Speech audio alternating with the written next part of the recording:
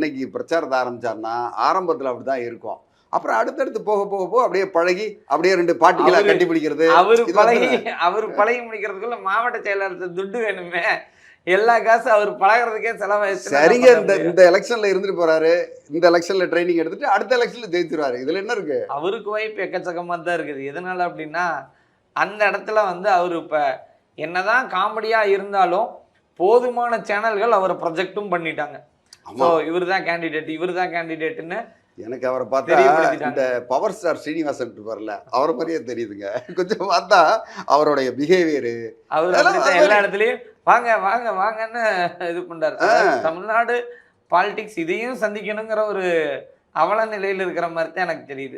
அவர் ஒண்ணு, அதுக்கப்புறம் அந்த வாட்டர்மெலான் ஸ்டார் ஒருத்தர் வருவா பாருங்க, அவரை அது ஒரு சினிமா காமெடி சார். அதிகமா ஆசைப்படுற ஆம்பளையும் அதிகமா கோவப்படுற பொம்பளையும் நல்லா வாழ்ந்ததா சரித்திரமே இல்லை. அது ஒரு மிகப்பெரிய காமெடி. நல்ல வேளை அவர் இன்னும் அரசியலுக்கு இன்னும் பயன்படுத்தாம இருக்கிறாங்க. அவரும் வந்துருவார். இப்ப ஒரு தாவேக்காலையோ இல்ல திமுகலையோ அதிமுகலையோ அவரை கொண்டு வந்து ஒரு கேண்டிடேட்டா கூட நிறுத்தினா கூட ஆச்சரியப்படுறதுக்கு இல்ல.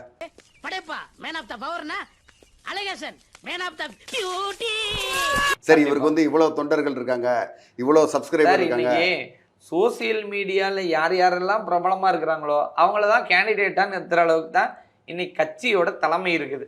அப்படித்தான் நான் வந்து தாவேக்காவை நான் பார்க்குறேன். பல பேர் தாவேக்கால இருக்கிற கட்சி கேண்டிடேட் எல்லாமே பார்த்தீங்கன்னா சோசியல் மீடியாவில் பேசிகிட்டு இருந்தவங்களா தான் இருக்கிறாங்க. ஆனால் ஃபீல்டு ஒர்க்கர்ஸான்னு கேட்டால் கிடையவே கிடையாது.